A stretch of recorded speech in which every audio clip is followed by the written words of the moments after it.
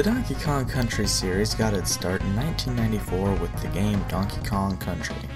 This game had an amazing soundtrack, great controls, a partner system that I wish more games had, and fantastic level design. This game was a huge hit when it first came out, and it's easy to see why. A sequel was made just a year later titled Donkey Kong Country 2 Diddy's Kong Quest. The platforming was very much the same as in Donkey Kong Country 1, but the levels were bigger, the soundtrack was greater, and DK was replaced as a playable character. Now you can play as Dixie Kong, who can use her hair to float gently to the ground. This game also got a sequel titled Donkey Kong Country 3 Dixie Kong's Double Trouble. This game removed Diddy and replaced him with the King of Nightmares himself, Kiddy Kong. People don't like him. At all. It's not that bad in-game, but his promotional art is horrifying. Looking past Kiddy Kong, we were also given another great soundtrack and more fantastic levels. But at this point the series was getting stale.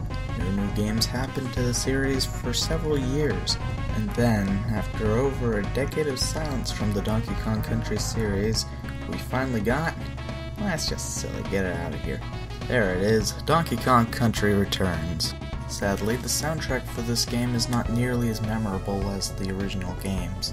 Most of the songs that are memorable are just remakes of the songs from the original games. The controls for this game also feel a lot more stiff than the original games, which is quite a shame. They also removed Animal Buddies, which is an absolute crime.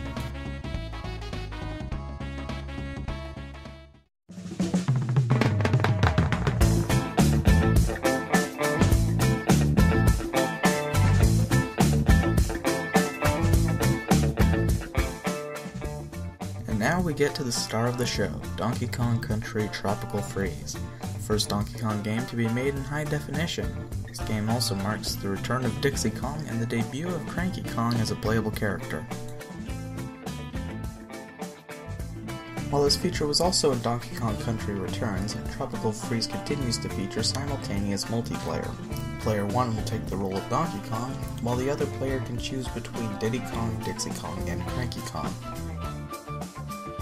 As this is the return of David Weiss, the composer of the original games, this game returns to the tradition of having an amazing soundtrack. There are plenty of new songs, but several songs from earlier games were redone in this game as well. They sound fantastic.